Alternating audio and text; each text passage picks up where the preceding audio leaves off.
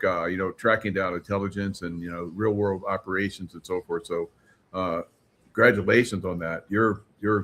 Uh, your gift to to America right now. I don't know about humanity, but definitely Americans. So thanks for joining us again. Dude, appreciate you having me back on. I love coming on here, especially on a Saturday. I don't get to do much on Saturday except work in the yard. So it's always nice to kind of go out there and talk about what's happening in the world. I know. Yeah. You just kind of like do it in your mind a little bit. What's going on? You do a little research, you go do a little work. And I was doing some house cleaning today, and I was, thinking about the show coming up and what we could talk about. So we were talking about Nigeria, where they basically went in, probably Special Forces, SEAL Team 6 or Delta. They pretty much, took the number 2 out in ISIS. I think mostly with drone strike. I don't know if they have to go in and like identify. That's probably what they did, but otherwise it was pretty much a done deal with the drones. The drones are amazing these days. Yeah, and that happened. So coincidentally, that happened on the same day that one of Hezbollah's top commanders that was in the United States was arrested by the FBI. And this is kind of an interesting part because, over the last few years, you, I, Nino, Scott, all of us have been talking about the Hezbollah infiltration over the southern border due to Joe Biden's border policies, the 23 million people that came over. We know Todd Bensman back in 2022 testified in front of Congress specifically about Hezbollah's Unit 910. This is IRGC trained special forces unit out of Hezbollah. And Todd Bensman, he worked for the intelligence aspect of the Texas border control.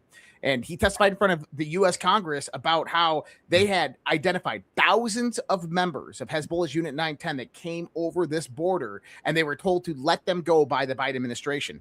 And so this is one of the things that we've been looking at, because we know that if they're going to release a virus on the world, that they will do some worse things, right? These people have no care for human life. And so we've all been waiting for this type of firestorm event where they storm all the different cities, they take out power, transportation, command and control.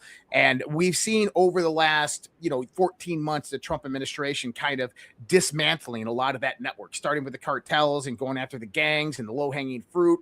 And I even talked about this last year, how Tom Homan's team that was traveling around with the DHS, they were going city to city, and they were only in there for about a week to 2 weeks, but they weren't doing much. They weren't doing many, deportations, but they were doing recon and surveillance. And what they were doing is they're going in and taking grandmas and grandpas, low-hanging fruit. And I said, well, the reason why they're doing this, and I had it from good information, is they had a tier 1 team with them that was a black team that was doing reconnaissance. And what they were doing is tracking the movement of the various Hezbollah and other terrorist cell members. Because when you go in there and you start raiding these places and you're taking out the low-hanging fruit, people begin to talk, people begin to move.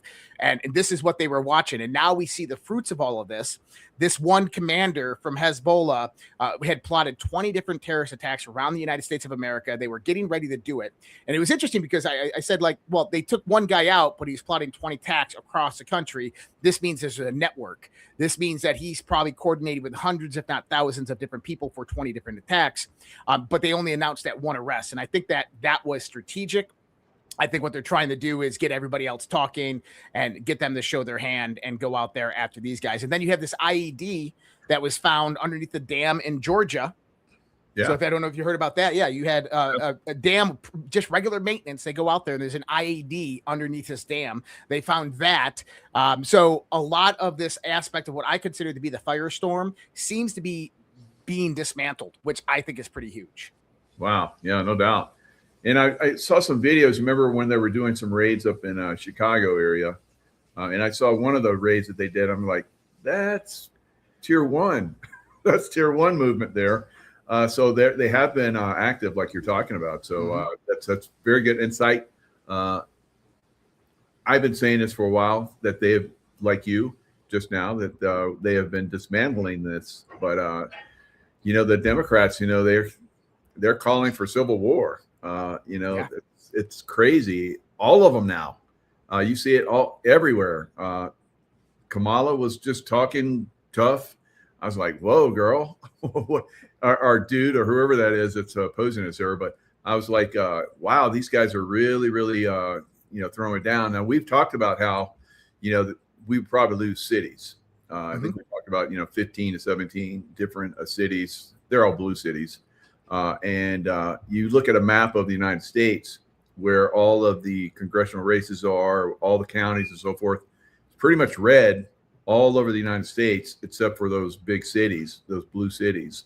So I could see how there's not going to be a civil war. They want a civil war, but it's not going to be that. It's going to be you guys are going to throw off the American government because the only time you talk shit about the Constitution is when you guys are out of office and you're trying to get power again. And once you're in power, you don't care about the Constitution. You come after our constitutional rights like crazy.